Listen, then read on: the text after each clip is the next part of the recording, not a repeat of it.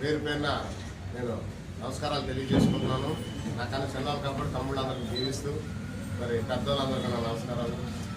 మీ అందరి ఆదరాభిమానాలతో మీ తాలూకా ఎప్పుడు కూడా నేను మా తమ్ముడు ఈశ్వరరావు గారు చెప్తూనే ఉంటుంటాను.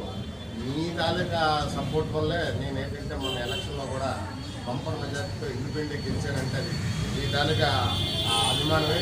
నేను ఎప్పుడు కూడా మీకు ఎప్పుడు కొనుక్కొని ఉంటాను. ఈ సందర్భంగా తెలియజేసుకుంటూ ఇవాళ ముఖ్యంగా ఈ కార్యక్రమం ఏర్పాటు చేయడానికి కారణం ఏంటంటే మరి మీకు తెలిసి నిన్న మన కౌన్సిల్ మీటింగ్లో మన జరిగిన కౌన్సిల్ మీటింగ్లో ఎవరైతే పారిశుద్ధ్య కార్మికులు ఉన్నారో వాళ్ళ కోసం ప్రశ్నించేందుక నన్ను సస్పెండ్ చేయడం జరిగింది. అయితే ఇప్పుడు అది సబ్జెక్ట్ కాదు కానీ చెప్పాలి. ఎందుకంటే పారిశుద్ధ్య కార్మికులు ఇవాళ ఏంటంటే రోడ్ల మీద పాపం వాళ్ళు ఏంటంటే చలిలో కూడాను ఇళ్ళు తిప్పులు మానేసి భార్య పిల్లల్ని భర్తని లేదా భార్య పిల్లల్ని వదిలేసి రోడ్డు మీద కూర్చొని వాళ్ళేమో వాళ్ళ న్యాయమైన కోరికల కోసం వాళ్ళు స్ట్రైక్ చేస్తుంటే కనీసం పట్టించుకునే నాదుడు లేని పరిస్థితిలో ఉంటే దాన్ని నేను మేయర్ గారిని క్వశ్చన్ చేస్తే ఆమె చెప్పిన మాట ఏంటంటే ముందు బడ్జెట్ ఆమోదించండి, తర్వాత దాని గురించి మాట్లాడదాము. అది కాదు, ఇది బర్నింగ్ ఇష్యూ. వాళ్ళకి మనం కనీసం మద్దతు తెలియజేయాలా. జనసేన పార్టీ తరఫున మేము పూర్తిగా వాళ్ళకి మద్దతు ఇస్తున్నాం, వాళ్ళకి మేము సపోర్ట్గా నిలబడతామని చెప్పడం జరిగింది.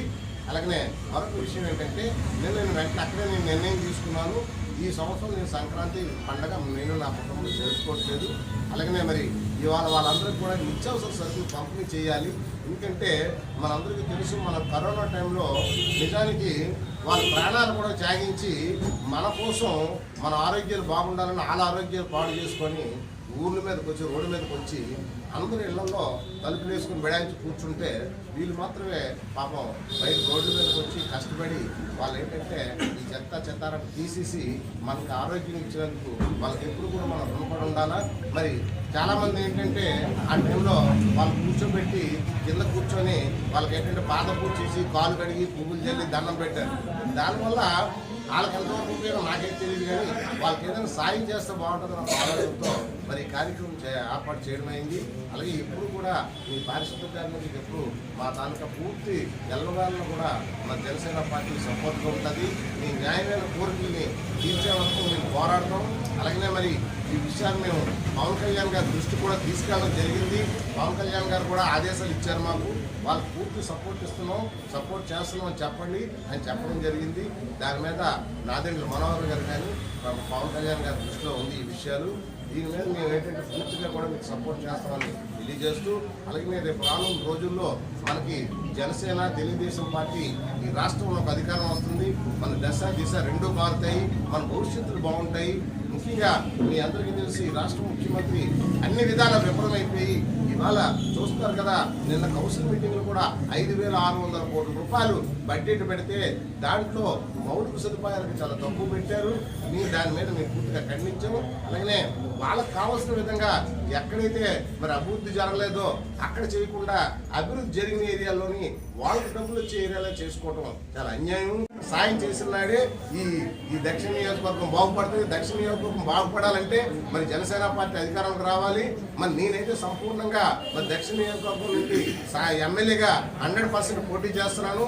మరి దాని మీద మీ అందరి సహాయ సహకారం ఉండాలి.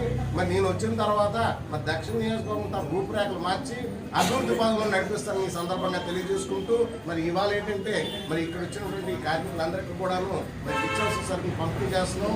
మరి మీకు ఇవాళ అవసరం స్ట్రైక్ కానీ మరి విరమించుకుంటే భగవంతుడి దేవాల మీరు కూడా మరి పండగ చేసుకోవాలనేసి, అలాగనే మరి ఈ టైంలో మీకు ఏంటంటే జీతభత్యాలు లేవు కాబట్టి మీరందరూ రోడ్డు మీద కూర్చున్నారు కాబట్టి నాకు తోచిన విధంగా నేను కొంతవరకు ఈ నిత్యావసర సరుకులు ప్యాక్ చేయడం జరిగిందని ఈ సందర్భంగా తెలియజేసుకుంటూ, మీ అందరికీ కూడా మరి ఆరోగ్యాల భగవంతుడు ఇవ్వాలని, మీకు మంచి శక్తి ఇవ్వాలని, అలాగే రేపు రానున్న రోజుల్లో ఈ రాష్ట్రం మరి జనసేన పార్టీ అధికారంలోకి వచ్చి అప్పుడు మీకు మంచి భవిష్యత్తు వస్తుంది. మీ కుటుంబాలకి మీకు అన్ని కూడా మేము అండగా ఉంటామని ఈ సందర్భంగా తెలియజేసుకుంటాం.